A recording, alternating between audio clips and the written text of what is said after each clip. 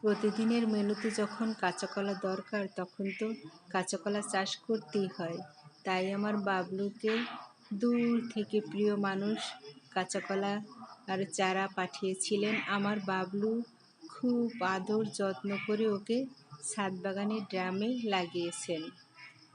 1 বছর অপেক্ষার পরে দেখা গেল না, আমার মনে হচ্ছে ও কাঁচা কলা নয়, ও হচ্ছে বাংলা কলা।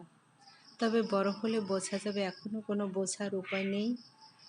এত কষ্ট, এত সাধনা, এত চেষ্টার পরে যদি কাঙ্ক্ষিত সেই কলা না আসে তখন মনটার অবস্থা কি হয়। তারপরও আলহামদুলিল্লাহ আমার বাবলু বলেছে যাই হোক, ছাদ বাগানে যে কলা হয় তাও প্রমাণিত। আর এই কলা গাছটা মূলত আমার বাবলু এত এত আদর যত্ন করে ওকে রেখেছে, যার ফলে ও মরি মরি হয়েও কলা দিছে। আমার বাবলু অনেক অনেক পরিশ্রম করে, যার ফলে অনেক ফুল ফল পায়।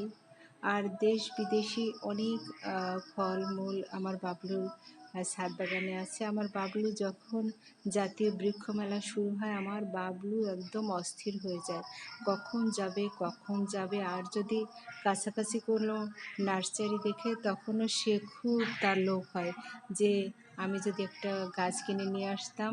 তার কোনো কিছুর প্রতি ইচ্ছা আগ্রহ নাই, তার শুধু গাছ আর গাছ।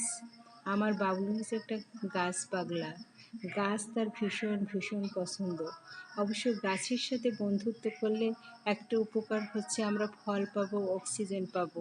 আর মানুষের সাথে আমরা বন্ধুত্ব করলে মানুষ যখন তার স্বার্থে আঘাত লাগবে তখন সে তীর ছুঁড়বে।